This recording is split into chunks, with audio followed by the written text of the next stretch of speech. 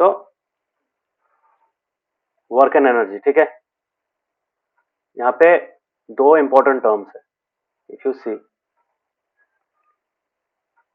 Work and energy, ठीक है। Work का मतलब क्या है? What is the pre what is the pre conceive idea that you have about work? कोई बोल सकता है? Saraswati, what is work? Not the definition, actually क्या होता है, मतलब क्या समझते हो by the work, by the word work? कुछ काम करना। वर्क मीन्स काम, है कि नहीं?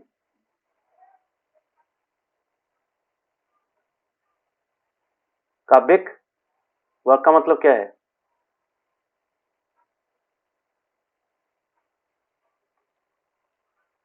हाँ, सर कुछ फिजिकल एक्टिविटी, जो फिजिकल एक्टिविटी कुछ। Only physical activity. If you do some mental activity, जैसे सोच रहे हो कुछ, तो वो वर्क नहीं है। क्या होना चाहिए? होगा होगा। तो both physical and yes, both physical and mental activities, both are considered to be work. Rishikesh, work क्या है?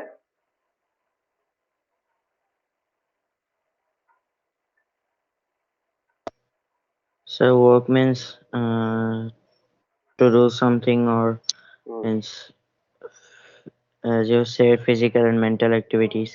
यस, Then ठीक है। सो ये तुम लोगों का आइडिया है। ऋषिकेश कुछ और बोल रहे थे क्या?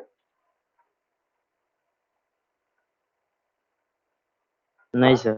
हाँ।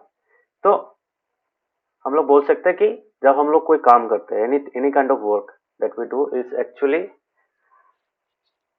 वर्क, ठीक है। जो वर्क का जो कॉन्सेप्ट है वो ही है, ठीक है। जैसे तुम लोग अभी क्लास कर रहे हो, that is one kind of work because you are paying attention, है कि नहीं?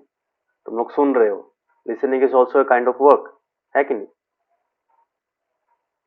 मतलब you can say that work is giving some time to some task, जो उसको कंप्लीट करता है। एक टास्क तुमको असाइन किया गया है and then you will take your time, take some amount of time to complete that task, तो उसको हम लोग वर्क बोल सकते हैं। यस और no?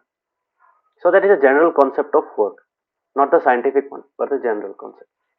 And what is energy?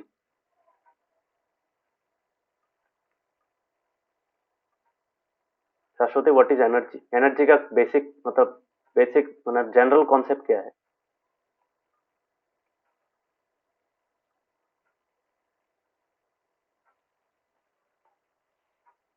बताओ।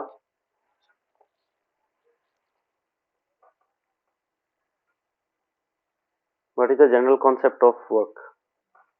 बोलो।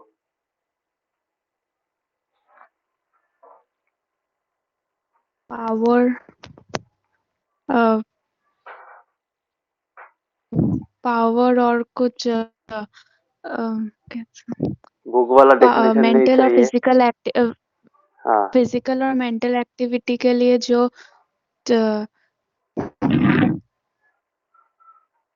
जो पावर चाहिए वो एनर्जी है। एनर्जी से मिलता है, वो पावर एनर्जी से मिलता है, यही है ना? हाँ यही बोलना चाहता हूँ। हाँ हाँ। So energy is something that allows us to do work, यही है ना? काबिक, व्हाट इज योर कॉन्सेप्ट? बोलो।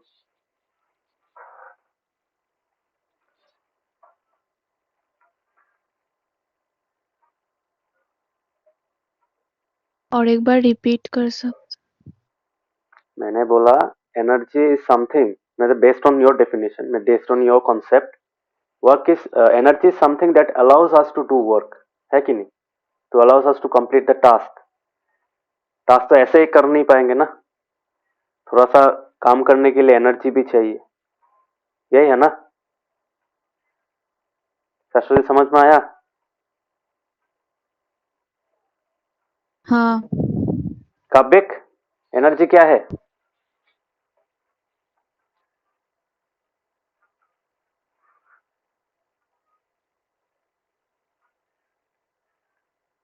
Kabik, what is Sir, energy? the strength to do something like walk करने के लिए जो हाँ, strength, you can say that strength. That strength comes from energy. Yes or no? So तुम बोल सकते हो the strength का जो source है, that is energy. जब हम लोग खाना खाते हैं, खाना में क्या होता है? We have an important molecule. ये होता है ना? तो हमारे सेल के अंदर जब सेलुलर रेस्पिरेशन होता है, this gets converted, मतलब यहाँ पे क्या होता है? वहाँ पे ये बर्न होता है. हम बोलते हैं ना हम लोग खाना को बर्न कर रहे हैं. So this is nothing but food. This is the glucose that we get from food. This is a form of carbohydrate. So वो क्या होता है? वो सेल के अंदर it gets combined with oxygen, जो हम लोग इनहेल करते हैं, उस ऑक्सीजन के साथ कंबाइन करने के बाद क्या रिलीज करता है? याद है किसी को?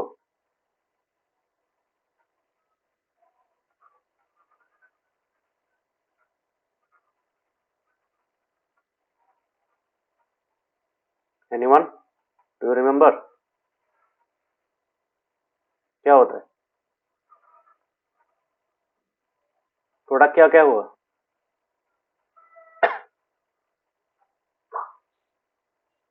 बोलो. Anyone? CO2, Okay, CO2. H2O, Yes, CO2, H2O. Last में और एक चीज लिखते हैं. तो क्या बोलते हैं?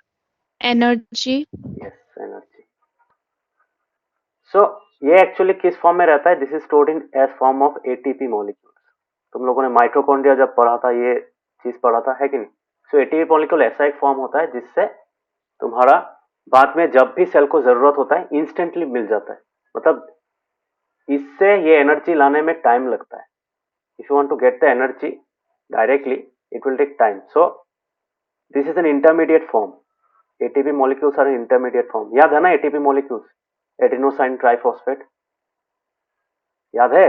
सेल चैप्टर में पढ़ा था हम लोगों ने जब माइटोकॉन्ड्रिया डिस्कस किया था. माइटोकॉन्ड्रिया जो बोला जाता है power house of the cell. हाँ, पावर हाउस में क्या स्टोर करते हैं? एनर्जी यूनिट स्टोर किया जाता है. That is ATP molecules. ये एटीपी मॉलिक्यूल्स जब ब्रेक डाउन किया जाता है, वो मॉलिक्यूल जब ब्रेक डाउन होता है, then we get energy. And this energy is used by the cell and ultimately our entire body to do all the work. जितना भी ऑर्गन प्रोसेसेस होता है, जितने भी फिजिकल टास्क हम लोग करते हैं, सब इस एनर्जी से हम यूटिलाइज करते हैं. ठीक है, इस एनर्जी को हम लोग यूटिलाइज करते हैं. Rishikesh, what is energy? बोलो, तुम्हारा क्या कॉन्सेप्ट है energy? The capacity for doing any work. जैसे हाँ, तो बोल सकते हो capacity. Not exactly capacity. Capacity exactly नहीं होता. एक्चुअली क्या होता है? It's a means. ठीक है, काम करने के लिए जो चीज चाहिए वो होता है एनर्जी.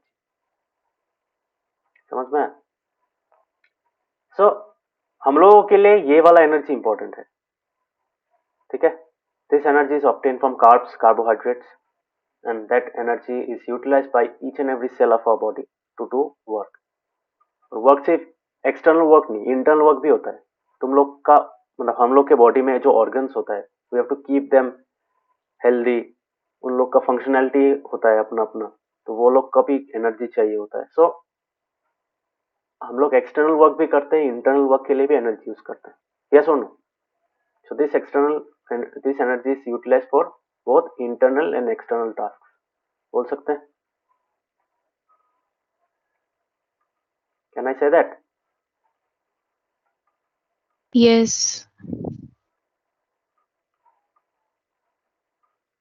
काव्य, ऋषिकेश, कैन आई से एक्सटर्नल टास्क क्या हो गया? तुम कोई चीज मतलब हैवी कोई फिजिकल एक्टिविटी कर रहे हो, कोई मेंटल एक्टिविटी कर रहे हो, then we can say that's an external task. हम लोग उसको मतलब क्या बोलते हैं, वॉलंटरी टास्क बोल सकते हैं. इंटरनल टास्क क्या होता है? अभी तुम्हारा लीवर अच्छा से काम कर रहा है, स्टोमक अच्छा से काम कर रहा है, वो तो तुम्हें सोचना नहीं पड़ता है ना. That is involuntary. So most internal task are involuntary. ठीक है, we do not have any control over them, but they require energy. Yes और नो? और एक्सटर्नल टास्क जो हम लोग वॉलंटरीली करते हैं. ओके, समझ में आया सबको? Yes, sir. हाँ, Yes, sir. So now we have got an idea of what work and energy are, and we have understood that work and energy are interrelated. Yes or no? मतलब energy होगा तभी work कर पाओगे, और work करोगे तभी energy utilise होगा. बोल सकते हैं, है कि नहीं? That means if I want to draw a relationship between work and energy, then I can say, so there is a relationship. Yes or no? So यहाँ पे क्या लिख सकते हैं? Energy allows work. Yes or no? And work requires energy. Yes or no? बोल सकते हैं?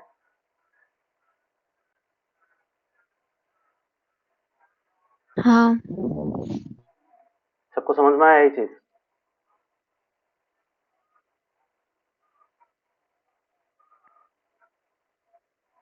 Yes, sir. तो साइंटिफिकली भी ये करेक्ट है. मतलब हम लोग ये चैप्टर जब पढ़ेंगे, then you will be able to understand that इसका जो वैल्यू होता है, वर्क का जो वैल्यू होता है, हम लोग एनर्जी के टर्म्स में एक्सप्रेस कर सकते हैं. सिमिलरली एनर्जी के बेस पे हम लोग वर्क निकाल सकते हैं. It's a very convenient process and both are equivalent in the eyes of science. Scientific तरीके से अगर वर्क और एनर्जी को स्टडी करोगे, then you will be able to see that both of them are equivalent. ठीक है? So let us start this chapter. Okay, so यहाँ पे लास्ट जो चैप्टर्स हम लोगों ने पढ़ा है, फिजिक्स, ये फिजिक्स का चैप्टर है. Just to be clear, this is a physics chapter. Chemistry का चैप्टर नहीं है. जो मत समझने में ऊपर में केमिस्ट्री लिखा था या फिर बायोलॉजी लिखा था, वो बिकॉज देखो साइंस है, दे आर रिलेटेड. मतलब बायोलॉजी में भी फिजिक्स चाहिए होता है, सिमिलरली फिजिक्स में केमिस्ट्री भी चाहिए होता है, तो they are interlinked. So previous chapters में हम लोगों ने क्या सीखा? मतलब chapters 7-8 were mostly about motion. Gravitation में भी थोड़ा मोशन का पार्ट ही था. सो ऑल दो chapters, all the 3 chapters that we discussed were mainly about motion and gravitation. But अगर हम लोग वो जो मोशन होता है, मोशन क्यों होता है, वो कैसे होता है, that is close related to work. मतलब क्यों वर्क होता है? बिकॉज जब भी कोई चीज मूव कर रहा है, कोई फोर्स अप्लाई कर रहा है, so ultimately there is an energy factor involve. अगर मैं बोलूं किसी बॉडी में मोशन आ रहा है, ठीक है, कोई भी एक स्टेशनरी ऑब्जेक्ट मोशन आ रहा है ड्यू टू फोर्स. फोर्स से होता है ना. चेंजेस इन मोशन क्यों होता है? Due to force. बट ये फोर्स कहां से आता है? फोर्स तो ऐसे ही नहीं आ सकता है. फोर्स का एक रीजन है एनर्जी. बोल सकते हैं? मतलब कहीं कोई टाइप ऑफ एनर्जी होगा, वह एनर्जी को वर्क में कन्वर्ट किया जाएगा, and in the process of work we get the required amount of force to change the motion of a body. बोल सकते हैं?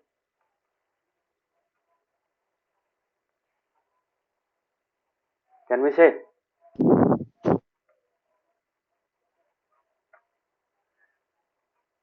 हाँ. बाकी लोग को क्या लगता है? बोल सकते हैं? Can I have this flow? Energy से वर्क, वर्क से फोर्स, फोर्स से मोशन. बोल सकते हैं? Yes, sir. सो Yes, देखो, sir. ये दोनों हम लोगों ने पढ़ लिया. मोशन फर्स्ट चैप्टर में पढ़ लिया था, लॉज ऑफ मोशन में फोर्स आ गया था. सो ये दोनों चीज स्टडी कर लिया. Now we are going back, मतलब टू द सोर्स. मतलब वो फोर्स का जो सोर्स है वो कहां से आ रहा है, फोर्स क्यों मिल रहा है, एक ऑब्जेक्ट के ऊपर फोर्स क्यों पड़ रहा है. सो if you see clearly in this relation you have motion, force, work and energy. अभी ये दोनों हमको पता है कि फोर्स के कारण मोशन में चेंज आता है, कोई बॉडी में मोशन आ जाता है. सो अभी जब वर्क हो रहा है, सो वर्क के साथ साथ एनर्जी भी इन्वॉल्व है. सो अगर एनर्जी नहीं हुआ, फॉर एग्जांपल सोचो मुझे एक, if there is a ball, ठीक है, एक स्टेशनरी बॉल है या फिर एक स्टेशनरी बॉक्स है, ठीक है, there is a stationery box and I have to push it, I have to move it from here to here. यहां से लेकर यहां तक पुश करना है मुझे. This is position A, this is position B. अगर मुझे यहां से यहां तक पुश करना है तब मैं क्या करूंगा? फर्स्ट मैं खाना खाऊंगा। अगर मेरे बॉडी में एनर्जी नहीं है, I cannot move, I cannot apply an external force, yes on. So I am getting the energy from food. ठीक है, उसके बाद मैं क्या करूंगा? उस एनर्जी से मैं आई विल पुश। ठीक है, so the act of pushing can be considered as a work, because मैं उसको धक्का दे रहा हूं। बोल सकता हूँ कि नहीं? उसको वर्क बोल सकता हूँ। एक बक्से को धक्का देना मैं बोल सकता हूँ। Can I consider it as a work?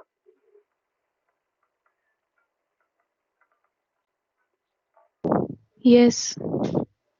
बाकियों को क्या लगता है? बोल सकता हूँ? किसी भी चीज को धक्का देना एक काम होता है कि नहीं? हाँ सर। काबिक, क्या लगता है? काम हाँ होगा? सर। यस। सो उस काम के वजह से I am actually exerting a force on the box at position A. तो उस फोर्स के वजह से उस बॉडी में मोशन आता है and it changes its position. Yes और नो? सो ये फोर्स, ये जस्ट एक एग्जांपल था। ऐसे दुनिया में जितना भी टाइप्स ऑफ मोशन तुम देख रहे हो, that is actually because of some form of energy. बोल सकते हैं, मतलब energy can be considered as the source of motion और the change in motion of a body. बोल सकते हैं? बोल सकते हैं कि नहीं?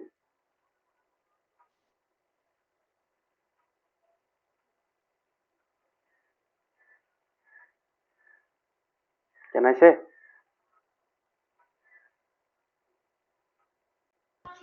सर रिपीट कर सकते हैं? मतलब मैंने बोला मोशन, अगर मैं ये बीच का जो फोर्स और वर्क हटा दूं, कैन आई से कोई भी एक बॉडी में अगर मोशन आ रहा है, if there is a change in motion of a body, can I attribute it to energy? क्या मैं उसका सोर्स एनर्जी बता सकता हूं?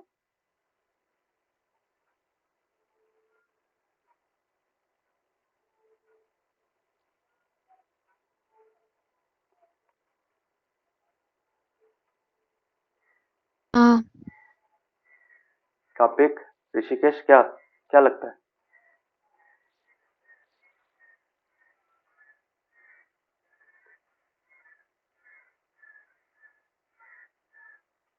कापिक, ऋषिकेश, कैन आई से सर हाँ। मोशन का सोर्स एनर्जी बता सकता हूं? चेंज इन मोशन का सोर्स? Yes sir. ऋषिकेश, क्या हाँ डाउट है? सर बता सकते। हाँ, बता सकते हो ऑब्वियसली, बिकॉज देखो, अगर एनर्जी नहीं होगा तब वो पोजीशन चेंज होने में, मतलब तुम नहीं कर पाओगे। कोई भी बॉडी में चेंज, मोशन में चेंज नहीं आएगा। जैसे मैंने जो केमिस्ट्री का लास्ट चैप्टर हम लोगों ने पढ़ा था, वहां पे देखना, तुमने एक चीज पढ़ा था। अगर एक इलेक्ट्रॉन एक ऑर्बिट से दूसरे ऑर्बिट पे जंप करता है, suppose this is the K shell and this the L shell. अभी कोई इलेक्ट्रॉन अगर बाहर से अंदर में आता है तो it will radiate energy, it will lose energy. क्यों लूज एनर्जी? बिकॉज इसमें रहने के लिए उसको एक सर्टेन अमाउंट ऑफ एनर्जी चाहिए। मतलब क्या? It is jumping, it is undergoing some amount of force. ठीक है, सो अल्टीमेटली उसे बॉडी में मोशन आ रहा है, मतलब there is some kind of energy involve. Energy lose कर रहा है। क्यों लूज कर रहा है? बिकॉज उस लेवल में आने के लिए इट रिक्वायर्स, उस मतलब के शेल में रहने के लिए इट रिक्वायर्स लेसर एनर्जी। सो यहाँ पे देखो एक मोशन में चेंज आ रहा है। The electron is actually moving from one orbit to another, है कि नहीं? एक शेल से दूसरे शेल में आ रहा है, so there is a change in, there is a energy change. ठीक है, एनर्जी चेंज मतलब क्या? एनर्जी है वहां पे, there is some kind of energy that is there which is allowing this motion to take place.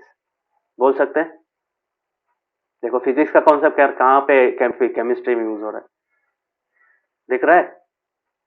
ये concept समझ relate कर पा रहे हो एज एन एग्जाम्पल? हाँ, समझ में आया ये चीज? Yes sir.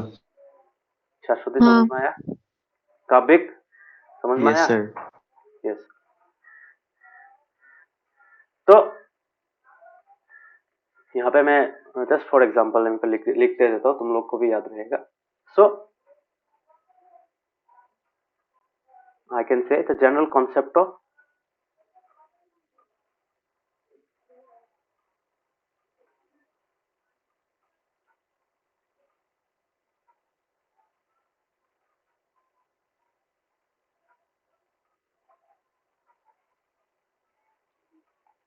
तो जनरल कॉन्सेप्ट में क्या होगा तुम्हारा साइंटिफिक कॉन्सेप्ट नहीं जनरल कॉन्सेप्ट तो जनरल कॉन्सेप्ट में पहले अगर हम लोग वर्क के बारे में बोलेंगे सो आई कैन से तुम लोग को भी ये क्वेश्चन पूछा था तो मेरे हिसाब से work can be considered as the act of doing something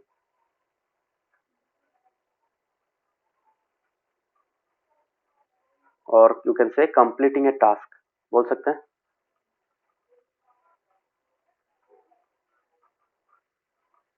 बोल सकते हैं कि नहीं हाँ, okay. So that was work and if I talk about energy so energy क्या था energy था तुम्हारा the something which allows to come to the work तो energy को हम लोग बोल सकते हैं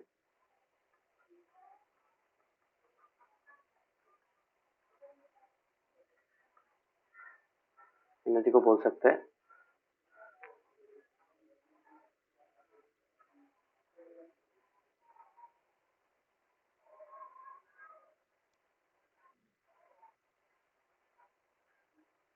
something that enables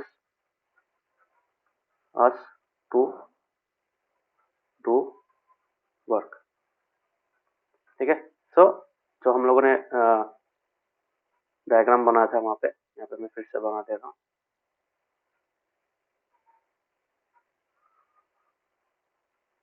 so we have two things we have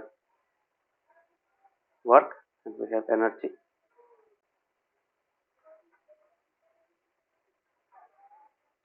so energy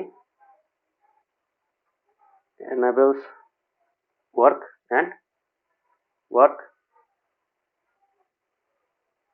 requires energy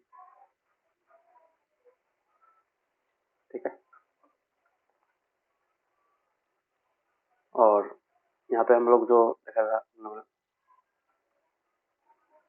so I can write for humans not only humans for living organisms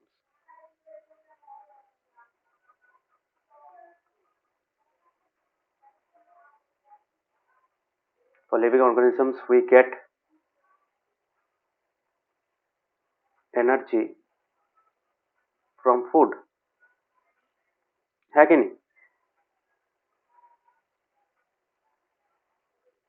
तो reaction क्या होता है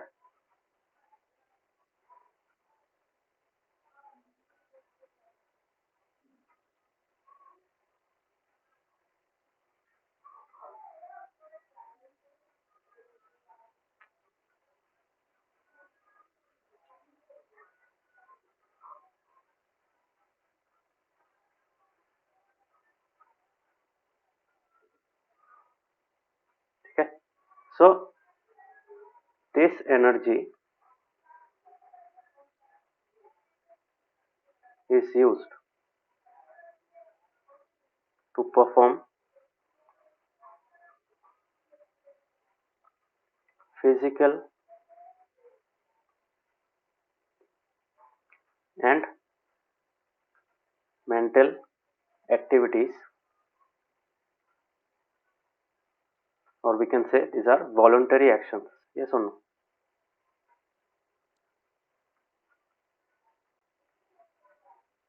and also to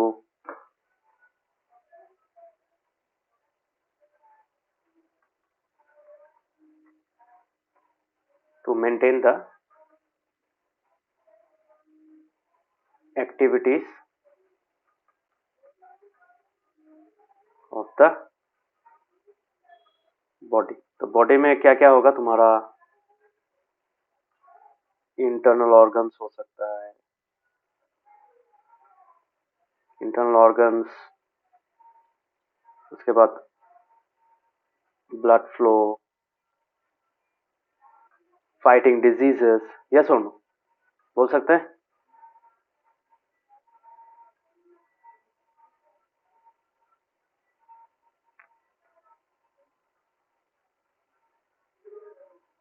waste disposal. So there are many functions that are carried inside our body. So these are actually, so I can say यहाँ पे etc नहीं लिख के मैं लिख सकता हूँ and other such involuntary actions बोल सकते हैं.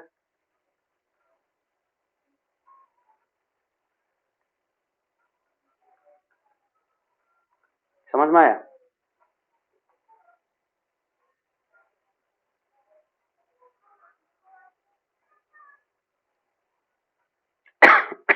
ये सब इनवॉल्नटरी एक्शंस है कि नहीं, बोलो.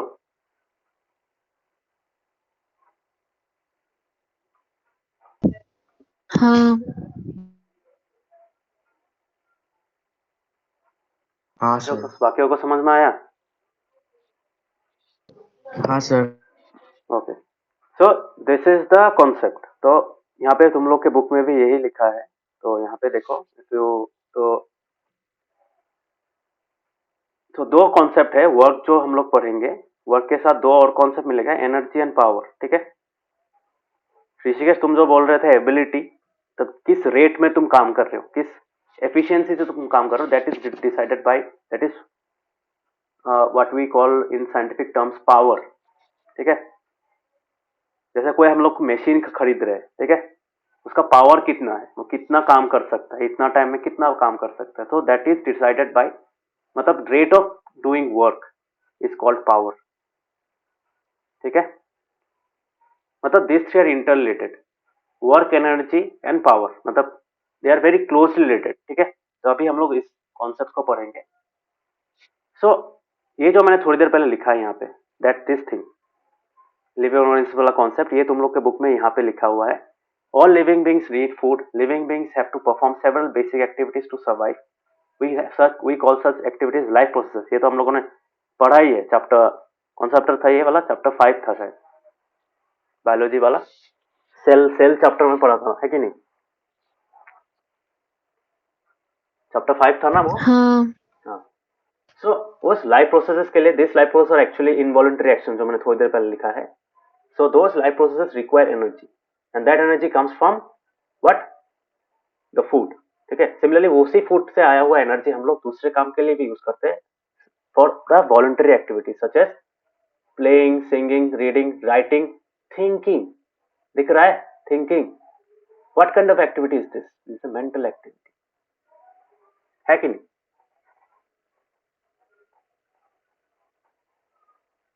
बाकी सब तो फिजिकल एक्टिविटी है, ये मेंटल एक्टिविटी है ना.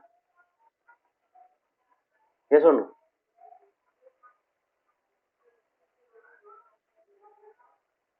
थिंकिंग मेंटल एक्टिविटी है. हाँ सर. हाँ ऋषिकेश, समझ में आया? Yes sir. Okay. So thinking is a mental activity. तो mental and physical activities also require energy. वो फूड से आता है. सिमिलरली फूड से आया हुआ एनर्जी बॉडी को सस्टेन करने के लिए भी यूज होता है. बॉडी को सस्टेन करने के लिए जो तो इनवॉलंटरी प्रोसेसेस होता है, जैसे तुम्हारा heart pumping of the heart, churning of food inside the stomach, blood flow. ठीक है.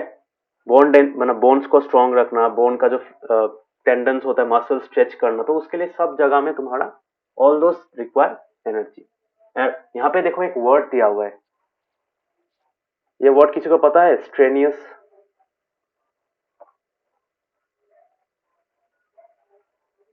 स्ट्रेनियस पता है किसी को? ये वर्ड का मीनिंग पता है किसी को?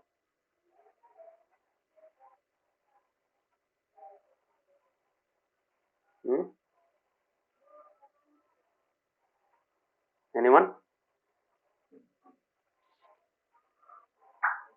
पता है क्या? बोलो. एफर्ट देना, यस. मतलब ज्यादा एफर्ट देना. हाँ, जो काम में ज्यादा, मतलब दोज आर रोज रिक्वायर मच मोर एनर्जी, है कि नहीं? स्ट्रेस, जिस काम में ज्यादा स्ट्रेस देना पड़ता है, ज्यादा एफर्ट देना पड़ता है, तो those kind of work require more energy. ठीक है. जैसे तुम वॉक कर रहे हो, तो ऑब्वियसली वॉकिंग से ज्यादा स्ट्रेनियस कौन सा है? रनिंग. ये सुनो, बोल सकते हैं running is more strenuous than walking. Can I से?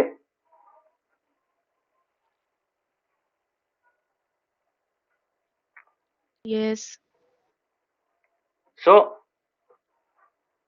जो activities more which require more stress या more effort, so we can say they require more energy.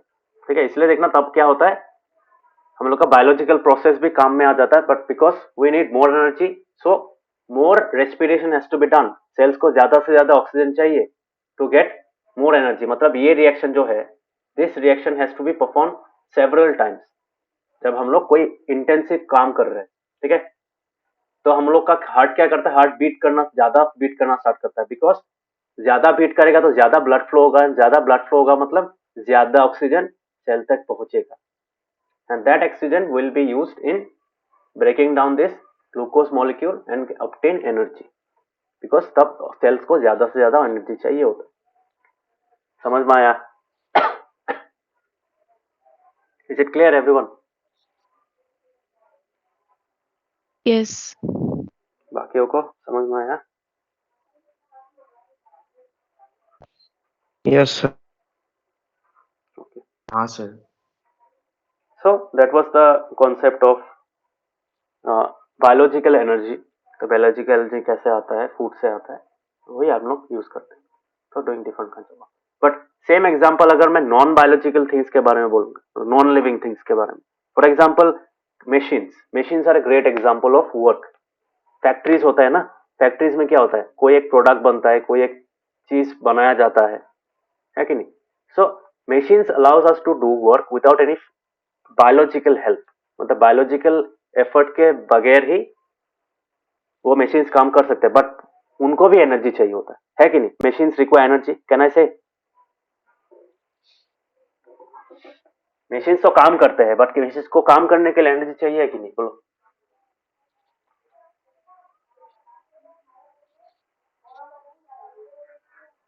Machines को काम करने के लिए एनर्जी चाहिए. Rishikesh, Kartik, what do you think?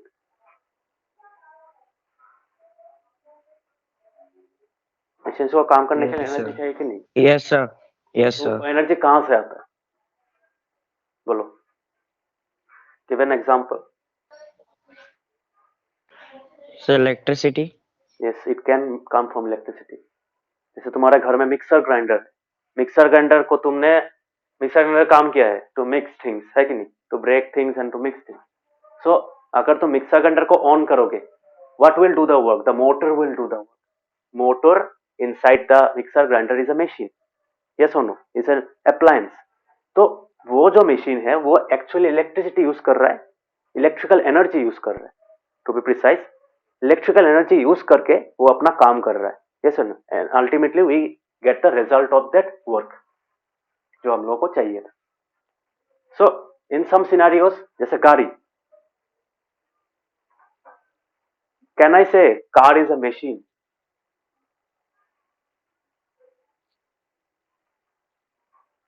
मैं कार को मशीन बोल सकता हूं, और any kind of vehicle. Okay, so usually vehicles, majority of vehicles in India are actually fuel driven. मतलब फॉसिल फ्यूल से पावर होते हैं, ठीक है? So they do the work. कौन सा वर्क करते हैं? They travel, they take things along with them, है कि नहीं? वो उनका काम है. So the work of vehicles is to carry things. ऐसे तो गाड़ी को नहीं चलाते ना, गाड़ी के ऊपर कुछ लेके गाड़ी भी चलता है, वो ऊपर का चीज भी मूव कर देता है. दैट मीन्स बोल सकते हो तुम ट्रांसपोर्टेशन का काम करता है. यस और नो? एक व्हीकल ट्रांसपोर्टेशन का काम करता है. either people or vehicle or other vehicles or objects और फूड आइटम्स, ये सब कैरी करते हैं, है कि नहीं? यस और no? That is the work of vehicles. So जो नॉर्मल पेट्रोल या डीजल वाला व्हीकल है, they use the energy obtained by the combustion of fossil fuels to obtain their energy to do the work. yes or no? गाड़ी को चलाने के लिए क्या चाहिए? पेट्रोल डीजल चाहिए. तो वो पेट्रोल डीजल क्या होता है? दैट पेट्रोल डीजल बर्न्स, मतलब वहां पे भी कंबशन होता है. जैसे हम लोग के बॉडी में सेलुलर रेस्पिरेशन होता है, that is also kind of respiration, is kind of combustion. ठीक है, रेस्पिरेशन कोई ऐसा वैसा चीज नहीं है, that is also combustion. Respiration से भी कार्बन डाइऑक्साइड निकलता है, फॉसिल फ्यूल्स बर्न करने के बाद भी कार्बन डाइऑक्साइड ही निकलता है, पता है ना तुम लोग?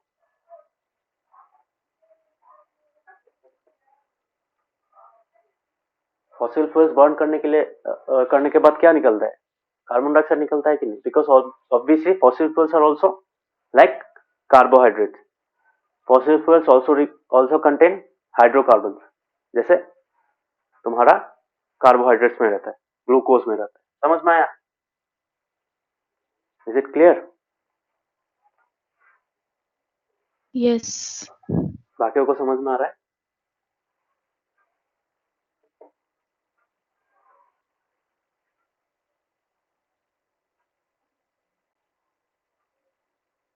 कब्बे ऋषिकेश समझ में आ रहा हाँ है? सर.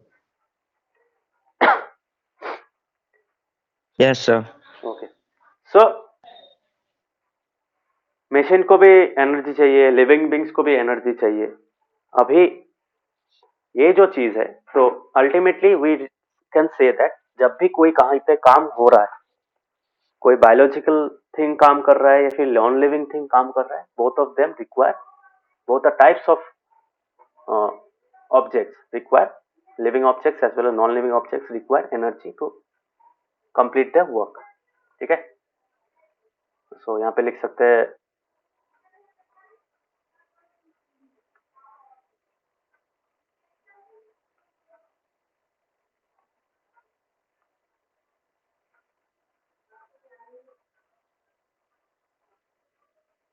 तो यहाँ पे एक वर्ड लिखूंगा function. So machines also require energy to function. They obtain this energy. So this function is nothing but a work. बोल सकते हैं? They obtain this energy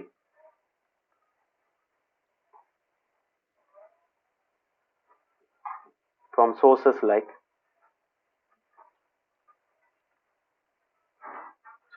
electricity,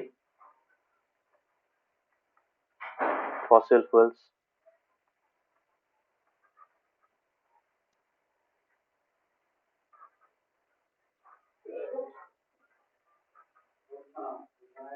so electricity, fossil fuels और mechanical energy भी सुना है कभी?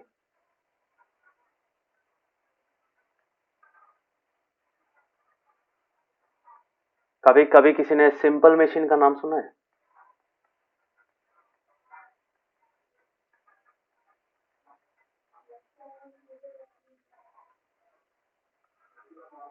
हाँ, simple machine का नाम सुना है?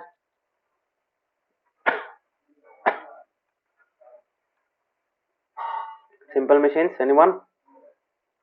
हाँ. आगे के क्लास में पढ़ा है. What are simple machine? हाँ. क्या होता है सिंपल मशीन?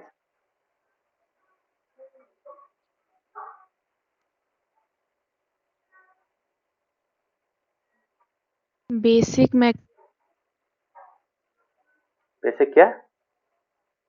mechanical जैसे lever. हाँ, lever, wheel and axle, pulley. Yes. हाँ, तो जैसे पुली होता है ना, हम लोग क्या करते हैं, ऐसा पुली होता है ना, तो कुएं में क्या करते हैं, पानी हम लोग ऐसा लगाते हैं ना, तुम्हारा पुली का एक एक तुम्हारा ऐसा टाइप का एक एक्सिस होता है, तो इसके ऊपर में तुम्हारा ऐसा वे कवर्ड थ्रेड है कि नहीं, हम लोग ऐसे लगा देते हैं. यहाँ पे एक बाल्टी होता है ऐसा टाइप का, सो उसको पुल करेंगे तो ये this is allowing us to do the work. तो ये घूमता है, उसका ये काम है to make the effort lesser. ठीक है? तो वो जो काम कर रहा है दैट इज सिंपल मशीन भी तो मशीन ही है ना, तो वो कैसे काम कर रहा है? वो मैकेनिकल एनर्जी से कर रहा है. वो मैकेनिकल एनर्जी कहाँ से आ रहा है? हम लोग प्रोवाइड कर रहे हैं वो मैकेनिकल एनर्जी. यस और नो? बोल सकते हैं? हाँ. बाकियों को समझ में आया? Yes, sir. काबिक हाँ समझ सर. में आया? Okay.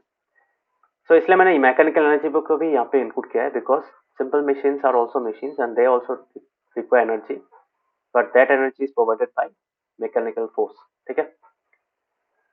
So that was regarding work energy. General concept यही था. अभी हम लोग साइंटिफिक अप्रोच देखेंगे कि वर्क और एनर्जी को कैसे साइंटिफिकली रिलेट किया जाता है और कैसे साइंटिफिकली एक्सप्लेन किया जाता है. Okay? So Let us discuss that.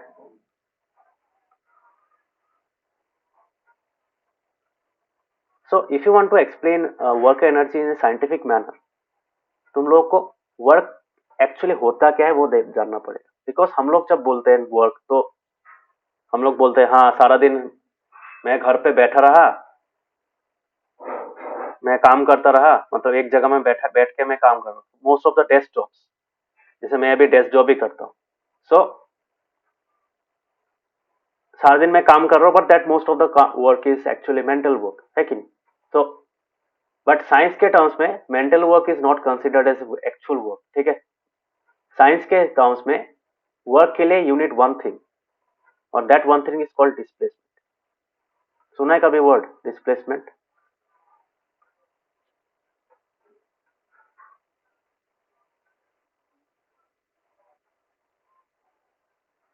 हाँ sir. Rishikesh, Shashwati, have you heard the word displacement? हाँ. कौन सा चैप्टर में? Motion. Chapter 8. चैप्टर 8. चैप्टर 7 में नहीं था, और चैप्टर 8 में तो था. नहीं 8 में नहीं था, 11 ना 10. ओके, चैप्टर 8 में था. Yes, chapter 8. So displacement. तो साइंस क्या बोलता है कि अगर कोई फोर्स के कारण तुम किसी चीज को डिस्प्लेस कर पा रहे हो तो then you are actually doing work. मतलब according to science, if you are sitting some place and तुम सोचो सुबह से तुम्हारा एग्जाम है, नेक्स्ट दिन तुम सुबह से एक टेबल के ऊपर बैठ के पढ़ रहे हो. सो उस तरीके से you are actually not moving. Yes और no? So if you are not moving then science बोलता है कि तुम काम नहीं कर रहे हो. बट एक्चुअली नॉर्मल टास्क में, हम नॉर्मल जो जनरल कॉन्सेप्ट है उसके बेसिस पे तुम बोल सकते हो कि we are actually doing work. So इसीलिए यहाँ पे बोला है there is a difference in the way we use the term work in day to day life and the way we use it in science. मतलब day to day life में क्या होता है, कोई भी काम जिसमें तुम एनर्जी यूज कर रहे हो, मतलब सोच रहे हो, पढ़ रहे हो, दौड़ रहे हो, so all those things require energy and that is why we say that is work. But science के टर्म में work is directly related to the concept of displacement. समझ में आया? Is it clear? Yes. बाकियों को समझ में आया? Yes. ओके.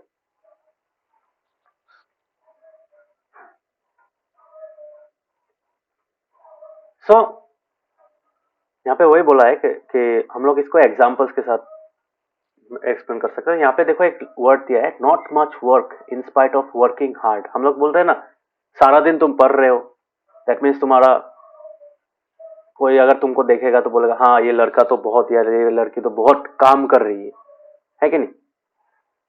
ही और she is working very hard for the exams. हम लोग बोलते हैं ना ये चीज, बोला जाता है कि नहीं? बोलो, वर्किंग हार्ड बोला जाता है. The person is working very हाँ. हार्ड, सुबह से काम कर रहा है. So that is called working hard. तो जनरल कॉन्सेप्ट है. बट यहाँ पे देखो इसलिए बोला है not much work in spite of working hard. So इससे पता चलता है कि जनरल टर्म्स में वर्किंग हार्ड बोला जाता है, दैट मीन्स तुम बहुत काम कर रहे हो. बट साइंटिफिक टर्म्स में it may not be that much amount of work. ठीक है, not much work in spite of working hard. तो यहाँ पे देखो यही एग्जाम्पल दिया है. कमली बोर्ड की एक लड़की है, she is preparing for examination. She spends a lot of time in studies, books पढ़ रही है, होमवर्क्स कर रही है, सम्स कर रही है. So all this things are actually being done by her. तो सुबह से बहुत एक she is spending significant amount of time in doing that work, है कि नहीं, for preparing for the exams. Yes और नो?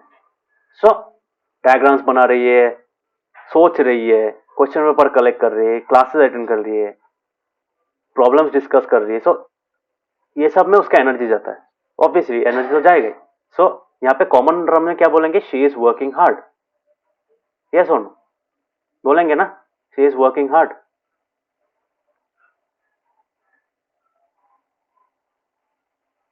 हाँ बट साइंटिफिक डेफिनेशन में it may not involve that much of work, इसको बोला जाएगा इट्स वेरी लिटिल वर्क, अगर हम लोग साइंटिफिक डेफिनेशन ऑफ वर्क के तरफ जाए। साइंटिफिक डेफिनेशन के अकॉर्डिंगली अगर तुम कोई बड़ा चीज को पुश करोगे, for example you are working hard to push a huge rock, तो अगर वो रॉक मूव कर रहा है तब तुम काम कर रहे हो, बट अगर वो रॉक मूव नहीं कर रहा है, तुम वो फोर्स देते ही जा रहे हो, देते ही जा रहे हो। फॉर एग्जांपल तुम्हारे सामने एक बहुत बड़ा वॉल है और तुम वॉल को धक्का दे ही रहे हो, देते ही जा रहे हो, बट वो वॉल मूव नहीं कर रहा है। If the wall is not moving despite all your efforts, all the force that you are able to exert on the wall is still not moving. So science के terms में there is no displacement on the object on which the force was applied, and that is why the work done by you according to science is actually zero. But तुम थोड़ी देर धक्का देने के बाद तुमको क्या लगेगा, तुमको थकान लगेगा, है कि नहीं? You will feel exhaustion, है कि नहीं? You will feel exhaustion, है कि नहीं? एग्जॉस्टेड लगेगा कि नहीं? एक पत्थर को तुम धक्का दे ही रहे हो, वो मूव नहीं कर रहे, बट तुम्हारा तो एनर्जी वेस्ट हो रहा है ना, वहां पे यूज अप हो रहा है। यस और नो?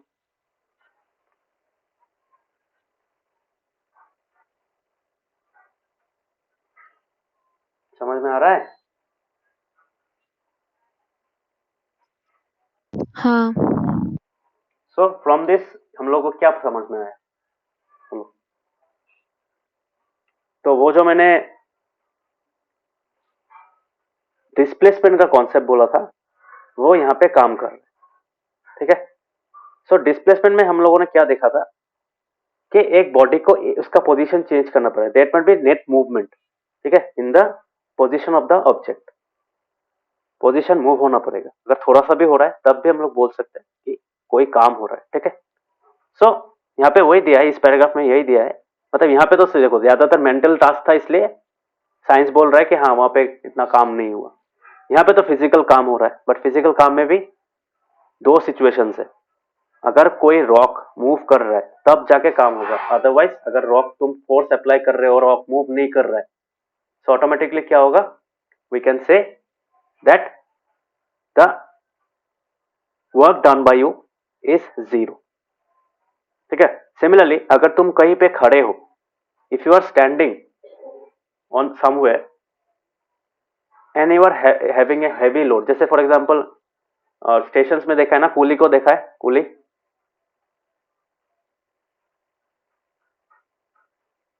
देखा है कभी? हाँ सर। हाँ, तो वो क्या, सोचो तुमने एक कूली को हायर किया है और वो क्या कर रहा है, एक जगह में खड़ा है with all the luggage in his on his head, ठीक है? ऋषिकेश समझ में आ रहा है? Yes, sir.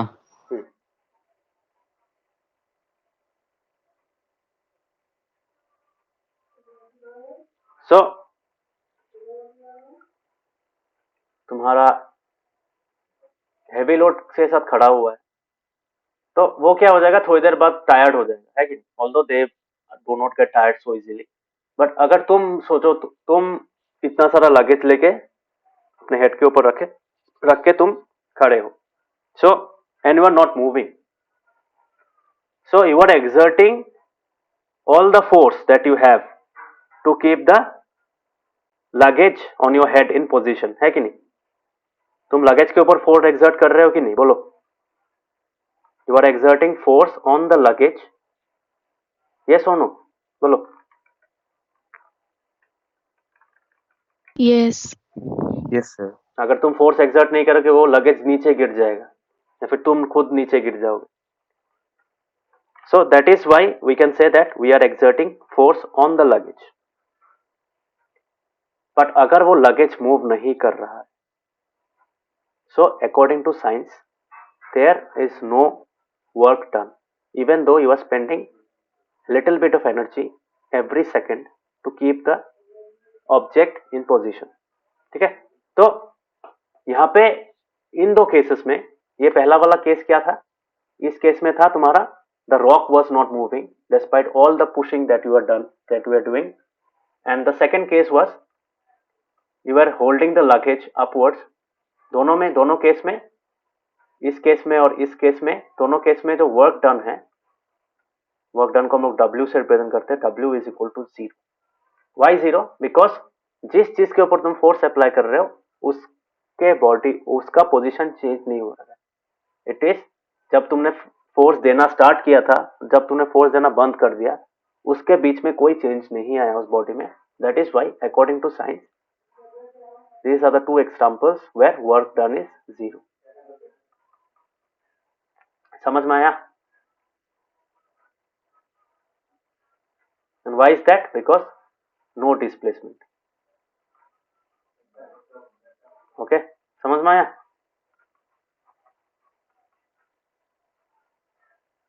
Is it clear?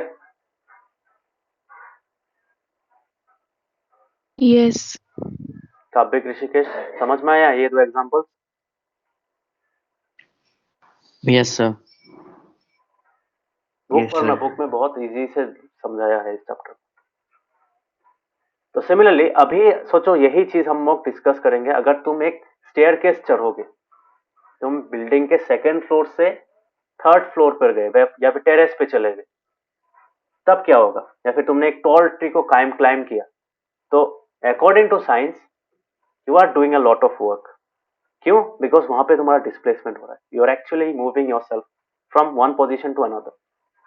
तो actually there is displacement in your body and that is why we can say there is work done. तो work done is obviously in both of cases work done is greater than 0. That means some amount of work is done. बोल सकते हैं? बोल सकते हैं?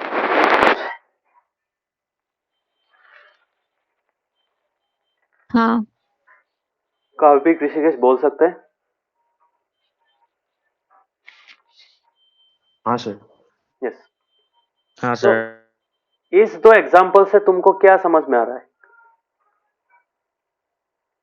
इस दो example से हम लोग को एक चीज समझ में आ रहा है कि हाँ, बॉडी को मूव करना पड़ेगा. जिस चीज के ऊपर फोर्स अप्लाई हो रहा है, there that body must displace, that body must have some displacement.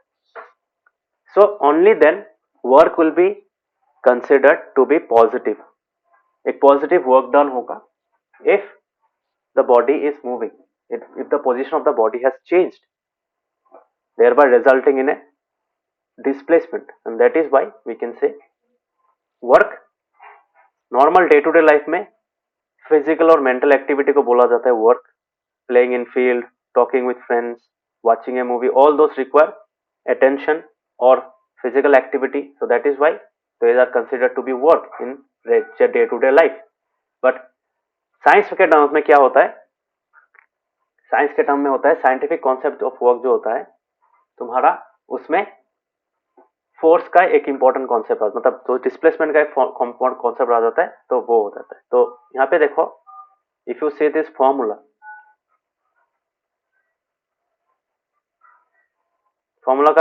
क्या है? Work done equals to force into displacement. मतलब तुम फोर्स जो दे रहे हो वो फोर्स कितना डिस्प्लेस कर रहा है, दोनों को मिला के, दोनों को अगर तुम मल्टीप्लाई करोगे, मतलब force times displacement, force into displacement अगर करोगे, तब जाके तुम्हें जितना वर्क तुमने किया वो वैसे कैलकुलेट किया जाता है. सो this is the definition of work done.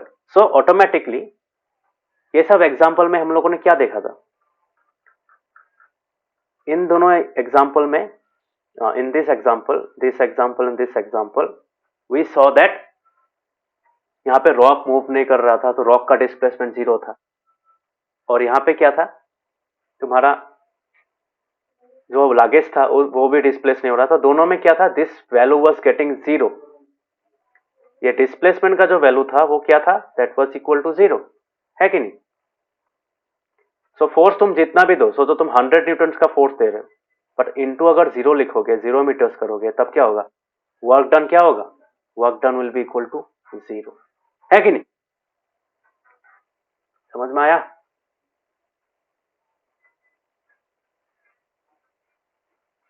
हाँ. ओके. अभी समझ में आया क्यों साइंस के टर्म्स में ये वर्क डन है? बिकॉज साइंस के टर्म्स में this is the definition of work. मतलब if you apply force on an object and the body undergoes a displacement, then we can say that there is work done on the body. समझ में आया? Is it clear?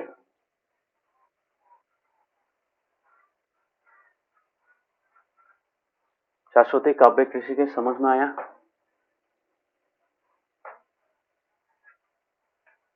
हाँ Yes, sir. Wick? हाँ sir. Okay. सो इसी चीज को हम लोग कुछ एग्जांपल के साथ देखते हैं कब कब वर्क डन होगा. देखो, साइंटिफिक कॉन्सेप्ट ऑफ वर्क अभी हम लोग देखेंगे.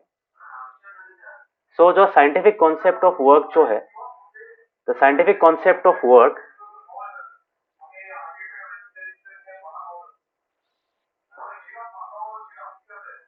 so the scientific concept of work is to 5 minutes.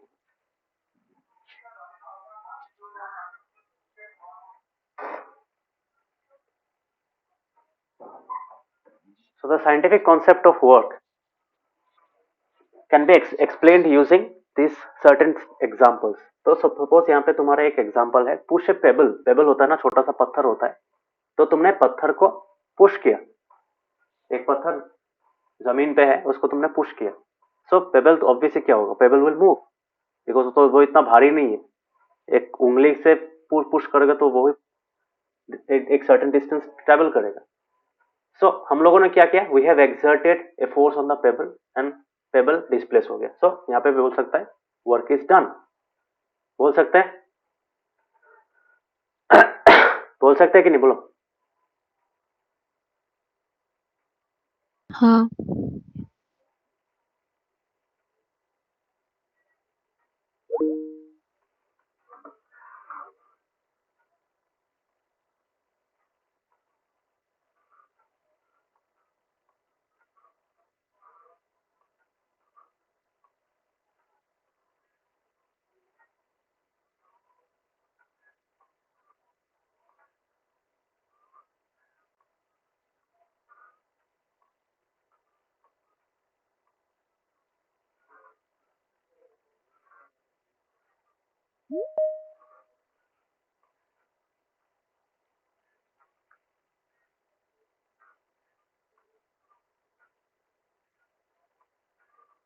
दिखाई दे रहा है?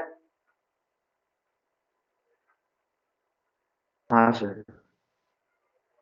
तो ऋषिकेश को आना. हाँ 60 मिनट्स का टाइम खत्म हो जाने के बाद डिस्कनेक्ट हो जाता.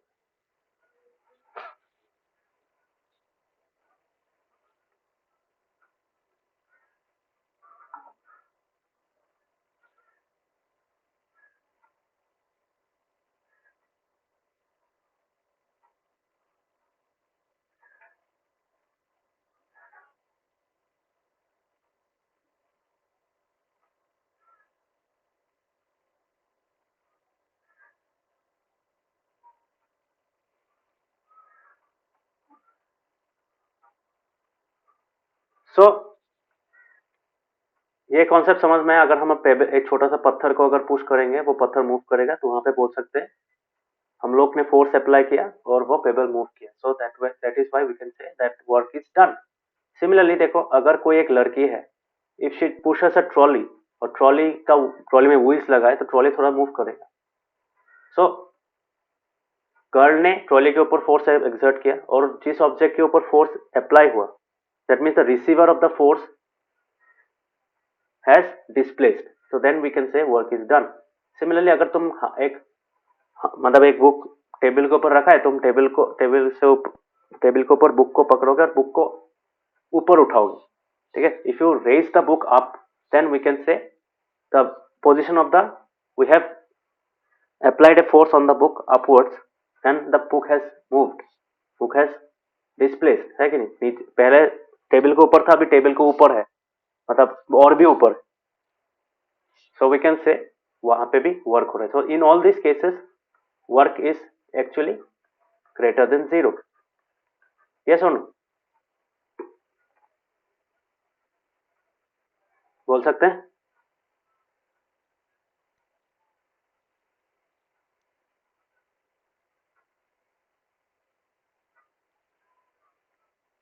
तो वर्क क्यों है यहाँ पे? यस वर्क मेनली डिपेंड करता है डिस्प्लेसमेंट के ऊपर, बिकॉज फोर्स तो रहे भी मतलब रहेगा ही. अगर फोर्स रहेगा भी फोर्स कितना दे रहे हो वो मैटर नहीं करता, कितना डिस्प्लेस हो रहा है वो ज्यादा मैटर करता है। ऑब्वियसली फोर्स भी इंपॉर्टेंट है, बट फोर्स देने के बाद भी अगर तुम्हारा डिस्प्लेसमेंट है मतलब नहीं है, so then you will get the value as zero. समझ में आया? मतलब जो वर्क डन होगा वो जीरो वर्क डन होगा। According to science no work will be done on the object. ठीक है, सो ये सब दो चीज से क्या दिखाई दे रहा है? वी नीड टू थिंग्स,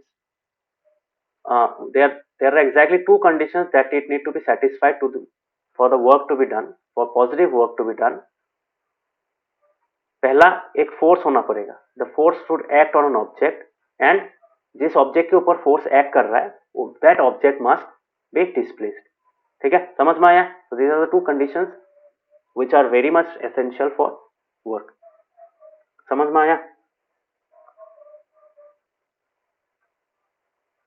समझ में आया?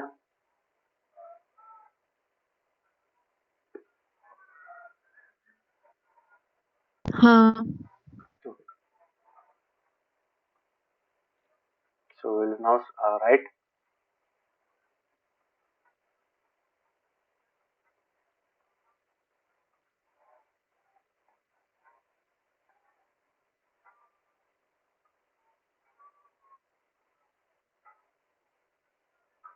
so यहाँ पे मैंने जनरल कॉन्सेप्ट दिखाया था। अभी साइंटिफिक कॉन्सेप्ट ऑफ वर्क क्या होता है?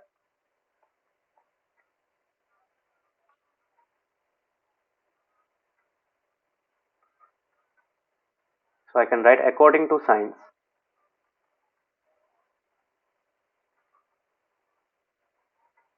work is done only when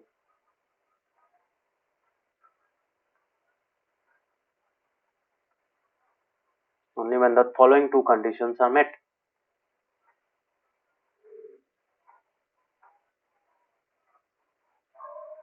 Only when the following two conditions are met. So what are the two conditions? पहला, a force must act on a body.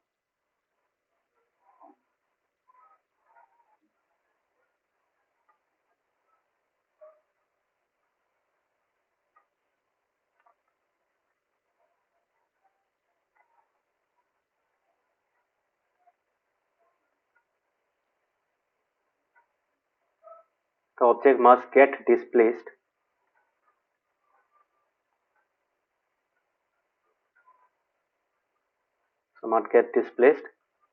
as a result of that force.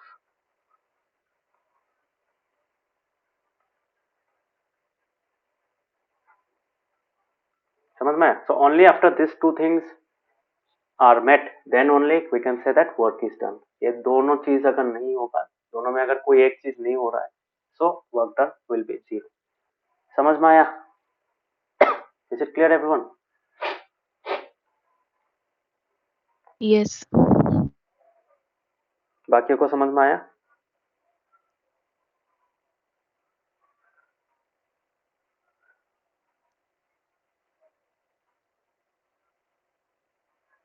Yes, sir.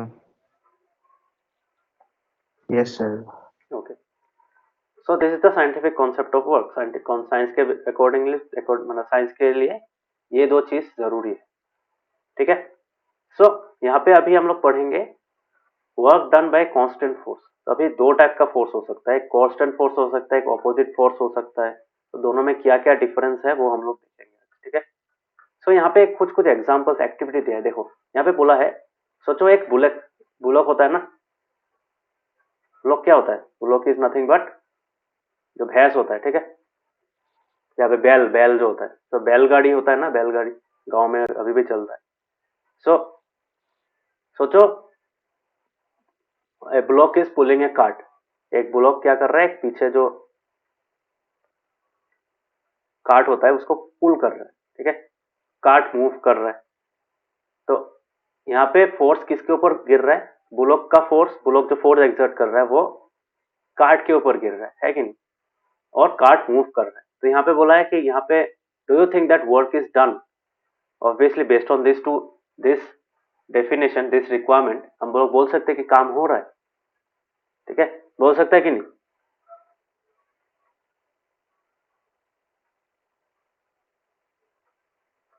बोल सकते हैं? हाँ, okay, तो यहाँ पे और एक एक्टिविटी दिया, देखो, think of situations where the object is not displaced in spite of a force acting on it. ठीक है, और कभी कभार ये भी हो सकता है कि ऑब्जेक्ट मूव हो रहा है बट उसमें कोई फोर्स नहीं है कि नहीं, उसमें कोई फोर्स नहीं है। कौन सा टाइप का हो सकता है? सोचो, रॉकेट एक उड़ रहा है, ठीक है, या फिर एक तुम्हारा, उसमें भी होता है तुम्हारा, सोचो मून के ऊपर तुमने एक बॉल फेंक दिया, वो बॉल ऊपर जाते ही रहा है, जा ही रहा है, जा ही रहा है, तो ऑब्वियसली वहां पे भी फोर्स था। बट कभी कभार ऐसा भी हो सकता है कोई बॉडी डिस्प्लेस हो सकता है फोर्स के बगैर। ठीक है, एक्चुअली ज्यादातर केस में तुम्हारा फोर्स इन्वॉल्व रहता है, but there are certain situations also जहाँ पे ये हो सकता है, बट ज्यादातर केसेस में फ्री फॉल हो सकता है। फ्री फॉल में भी तो फोर्स है। कहाँ फोर्स नहीं है? ग्रेविटेशनल फोर्स नहीं है क्या? ये नहीं है क्या? हाँ, फ्री फॉल कैसे हो जाता है? This is the force that makes free fall possible. Yes और नो? हाँ, फ्री फॉल में ग्रेविटेशनल फोर्स इन्वॉल्व है कि नहीं? बोलो। हाँ,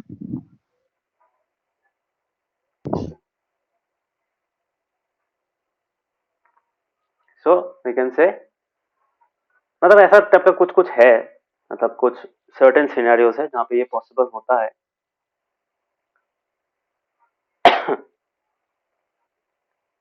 सो अभी हम लोग देखेंगे work done by constant force. एक कांस्टेंट अगर फोर्स अप्लाई होगा तो उसमें वो कितना काम करेगा। ठीक है, so let us discuss that.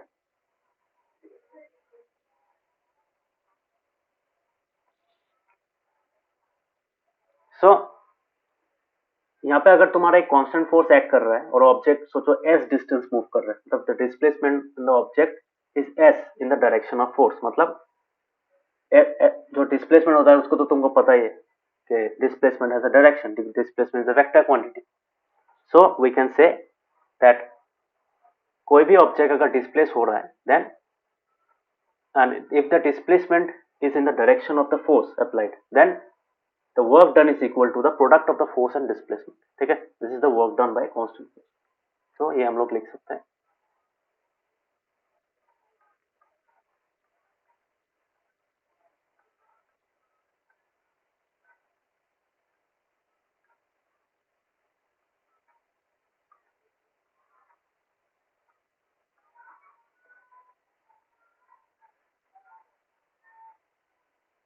So work done by constant force. Okay, so what is the work done by constant force? If we say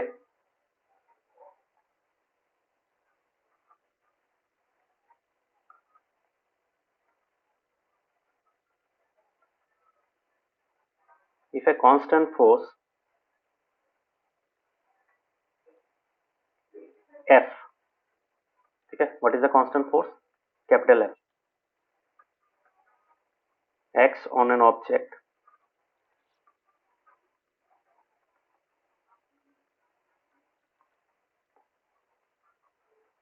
and the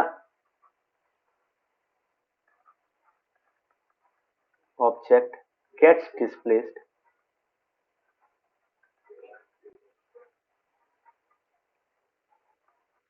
by a distance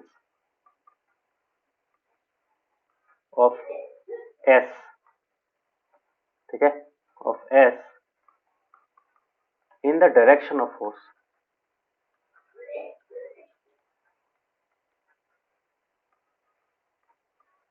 in the direction of force, then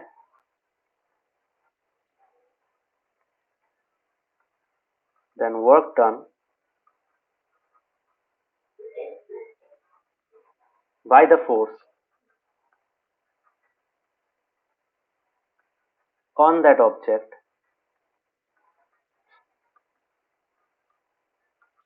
is given by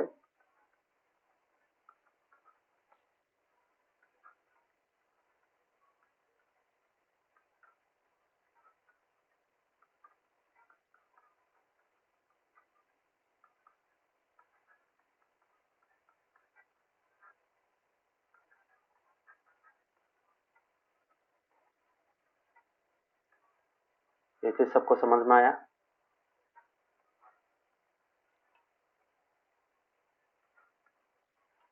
हाँ।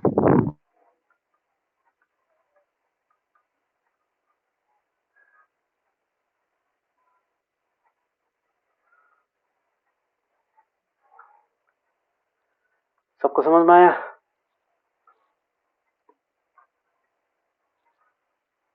ऋषिकेश, काव्यक, समझ में आया? Yes, sir. Yes, sir. So this is the concept of work done by constant force. ठीक है? तो यहाँ पे सोचो, यहाँ पे तुम एक बॉक्स को पुश कर रहे हो, तुमने सर्टेन अमाउंट ऑफ फोर्स दिया यहाँ पे. So that amount of force is actually making the box go from position A to position B on the table. और जो डिस्प्लेसमेंट हो रहा है, डिस्प्लेसमेंट का डायरेक्शन भी यही है. This is the direction of displacement. So automatically इस बॉक्स को पोजीशन ए से पोजीशन बी तक ले जाने के लिए कितना वर्क डन किया हम लोगों ने? F into S. ओके, समझ में आया? तो वर्क का और एक चीज, work is a scalar quantity. ठीक है? क्यों स्केलर क्वांटिटी है? बिकॉज तुम पीछे की तरफ वर्क करो, ऊपर की तरफ वर्क करो, doesn't matter, work done is the magnitude. ठीक है? सो ये चीज ध्यान में रखना. Please note, this is a very important point.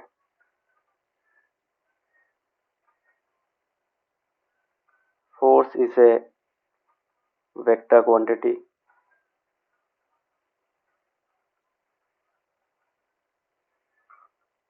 Displacement is a vector quantity.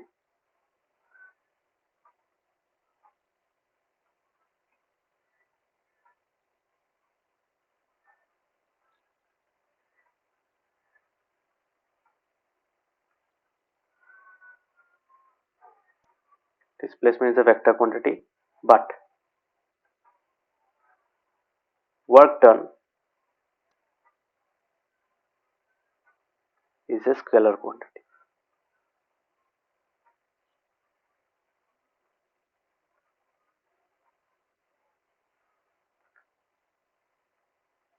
Because work done is equal to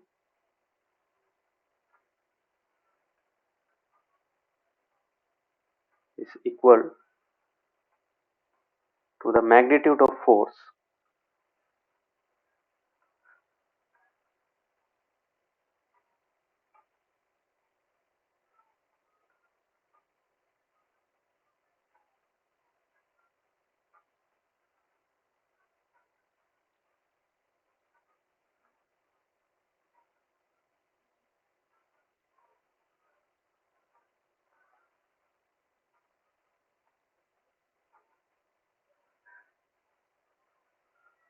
और जो मैग्नीट्यूड ऑफ डिस्प्लेसमेंट होता है वो क्या होता है? Net change in position. है कि नहीं?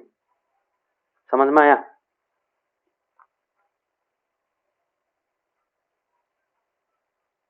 समझ में आया सबको? हाँ। और या फिर तुम ऐसे भी बोल सकते हो, यहाँ पे जो बुक में दिया हुआ है ये भी बोल सकते हो, is equal to the product of magnitude of force and the distance covered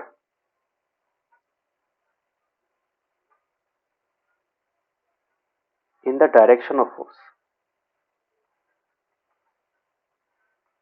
Now this makes things very interesting. मतलब सोचो तुम कोई चीज को पुश कर रहे हो और पीछे की तरफ जा रहा है, तब वर्क डन का वैल्यू चेंज हो सकता है. ठीक है? वो हम लोग देखेंगे इस चैप्टर के एंड में. So this point is very important. ठीक है?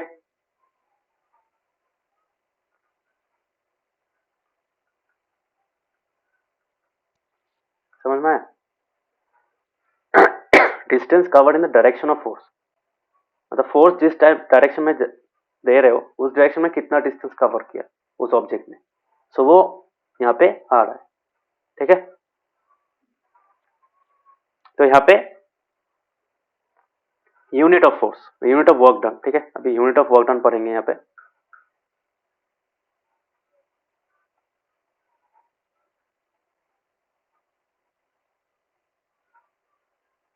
सो यूनिट ऑफ वर्क क्या होगा? SI unit of work to be specific. So SI unit of work कैसे निकालेंगे? देखो, work equals to force into displacement है, तो फोर्स का क्या है? दिस इज ए न्यूटन, और ये किस में है बोलो? मीटर्स में। SI यूनिट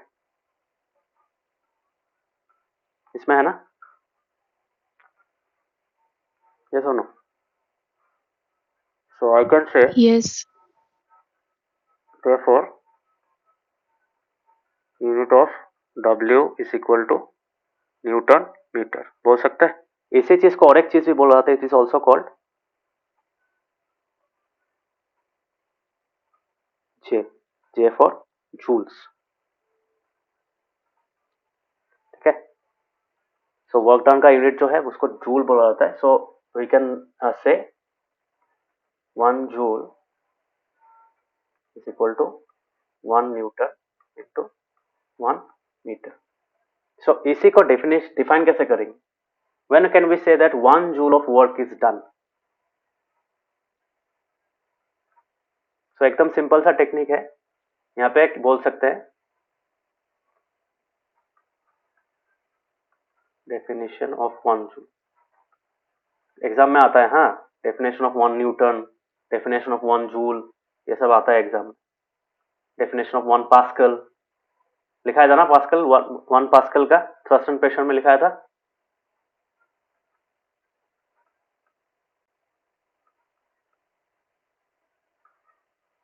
लिखाया था कि नहीं बोलो?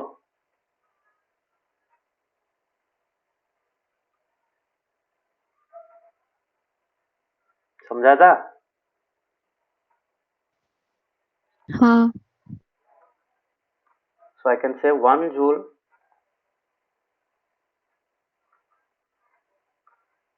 is the amount of work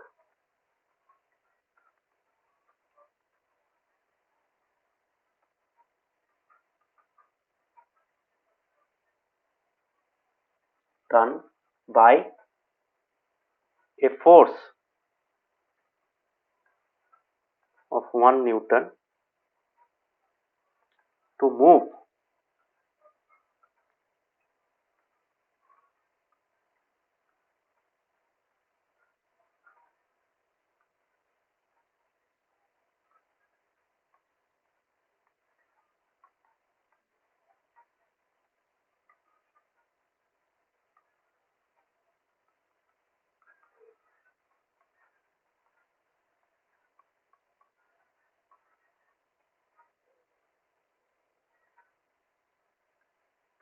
समझ में आया 1 जूल का definition? 1 joule of the, sorry of the नहीं होगा, is the 1 joule is the amount of work done by a force of 1 Newton to move an object by a distance of 1 meter in the direction of force। समझ में आया 1 joule का definition? Is it clear?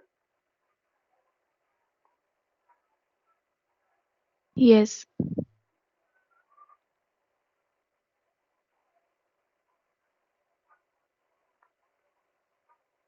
बाकियों को समझ में आया?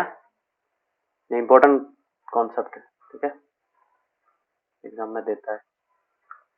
Is it clear? तो ऐसा यूनिट समझ में आया, इट इज न्यूटन मीटर और जूल। ठीक है, समझ में आया सबको? Yes, sir. हाँ सर। काबिक समझ में आया? ओके,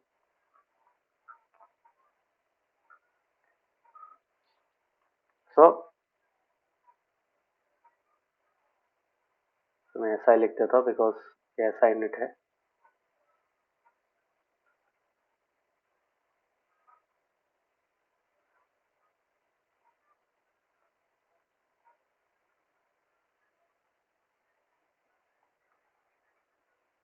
ठीक है, सो this is the definition of work and this is the definition of 1 joule. यहाँ पे बुक में भी है तुम लोगों का। 1 joule is the amount of work done on an object when a force of 1 Newton displaces it by 1 meter along the line of action of the force। तो in the direction of force, यही है। ठीक है,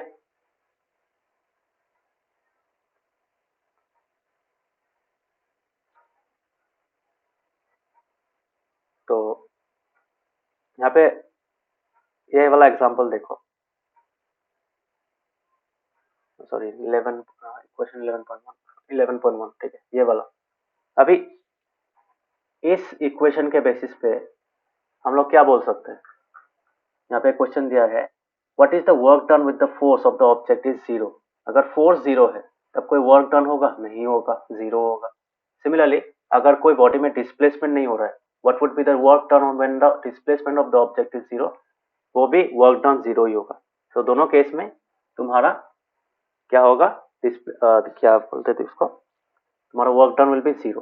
similarly यहाँ पे एक example देखो, a force of 5 Newton is acting on an object. The object is displaced through a 2 meter in the direction of the force. The force acts on the object through the displacement. Then the work done is 5 newtons into 2 newtons. मतलब यहाँ पे तुम 5 Newton का force apply कर रहे हो, वो 2 metre move कर रहे हैं इन द डायरेक्शन ऑफ फोर्स। ये 2 मीटर इसने मूव किया, फोर्स का डायरेक्शन में मूव किया, ये सुनो। तो हम क्या बोल सकते हैं, यहाँ पे वर्क डन हो जाएगा this 5 newton into what, into 2 metres, और यहाँ पे क्या होगा 5 टू द 10 न्यूटन मीटर, और 10 न्यूटन मीटर मतलब क्या, 10 जूल बोल सकते हैं, ये सुनो। Yes. बाकी को समझ में आया?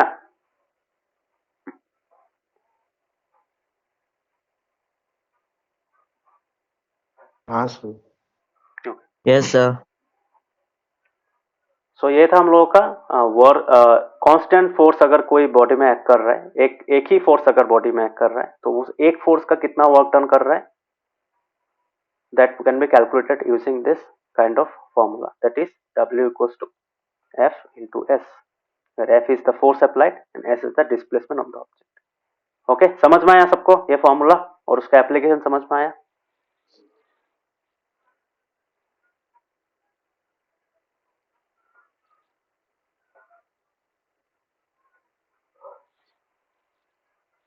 समझ में आया कि नहीं, बोलो। ऋषिकेश, काव्यक, सरस्वती, समझ में आया? हाँ। हाँ सर। ओके, सो Yes, यहाँ पे sir. भी एक क्वेश्चन दिया हुआ है, so try to do this question. यहाँ पे भी सेम क्वेश्चन है, 7 न्यूटन का फोर्स, 8 मीटर का displacement in the direction of force, तो यहाँ से यहाँ तक जा रहा है, 8 मीटर का वर्क कर रहा है। So we can say that the work done क्या होगा, वर्क डन ऑब्वियसली 7 8 का कितना होता है, कितना होगा इसका आंसर?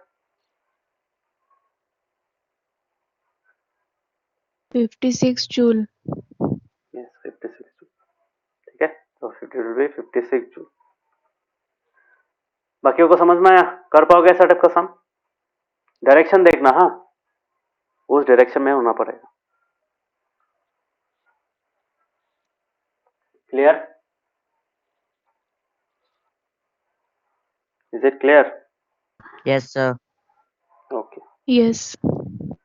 तो ये पार्ट देखो, नेक्स्ट क्लास में we will discuss about the sums, और यहाँ पे मैं नेक्स्ट और एक चीज डिस्कस करूंगा, दैट इज जब फोर्स रिटार्डिंग होगा। रिटार्डिंग फॉर एग्जांपल तुम एक चीज को पुश कर रहे हो, यहाँ पे और एक फोर्स काम कर रहा है, कौन सा फोर्स बोल सकते हो? इस ब्लॉक के ऊपर हम लोग का फोर्स भी एक्ट कर रहा है और एक फोर्स एक्ट कर रहा है ऑपोजिट डायरेक्शन में। Can we name the force? उस फोर्स को क्या बोला जाता है? Frictional force. Yes, frictional force. तो फ्रिक्शनल फोर्स किस में काम करता है?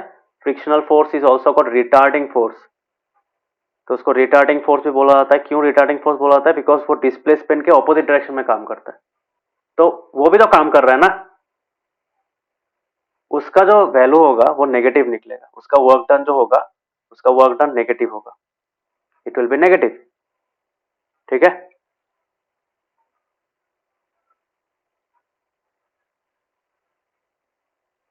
so the work done by the frictional force is negative। तुम लोग को दिखाई दे रहा है स्क्रीन?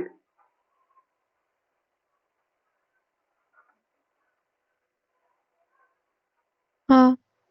बाकियों को दिखाई दे रहा है? काव्यक, ऋषिकेश? हाँ सर। हाँ, sir.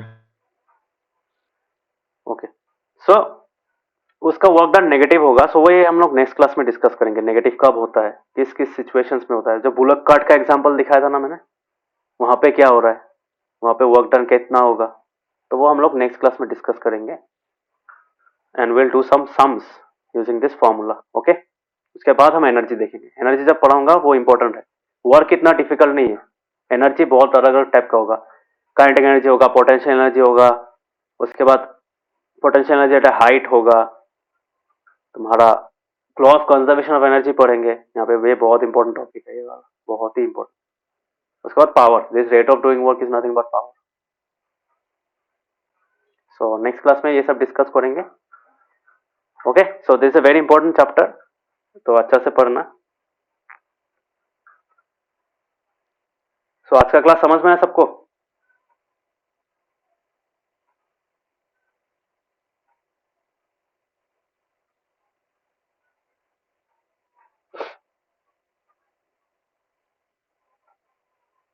समझ में आया सबको? हाँ sir. Everyone clear?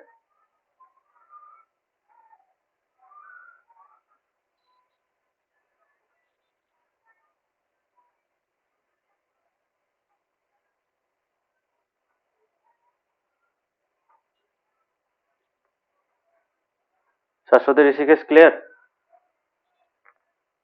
Yes. Yes sir. Okay, so that would be all for this chapter. ये चैप्टर पढ़ना माने फॉर टुडेज क्लास। इस चैप्टर नहीं, चैप्टर में बहुत चीज बाकी है। सो अच्छा से पढ़ना। कहाँ तक पढ़ोगे? यहाँ तक, till here. Try to do this question as well. तो नेक्स्ट क्लास में हम लोग यहाँ से स्टार्ट करेंगे from here. Okay, clear? Next class में। सो टुमारो मैथ्स क्लास होगा, कल सुबह को मैथ्स क्लास करूँगा फ्रॉम 12। कल मैं क्लास नहीं कर पाऊंगी। शाम को भी नहीं?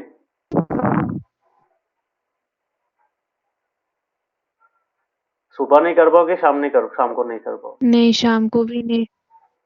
नहीं। प्रॉब्लम नहीं है, रिकॉर्डिंग तो रहेगा ही और नोट्स लिख लेना, ठीक है? समझ में आया? हाँ। बिकॉज अभी सिलेबस कंप्लीट कराना है, साइंस का बहुत चैप्टर्स बाकी है। So I have to complete maths and science as well. Maths जल्दी जल्दी कंप्लीट करा दूंगा तो साइंस के लिए टाइम मिलेगा। ओके, सो क्लासेस होगा, सो अटेंड करना, मतलब देख लेना, वीडियो रहेगा यूट्यूब में। ओके सरस्वती? हाँ। ठीक है। एंड ऋषिकेश, काबिक, okay, tomorrow's class from 12 PM। Okay, sir. Okay sir. ठीक है, bye bye, thank you. Chapter पढ़ना प्लीज, ठीक है?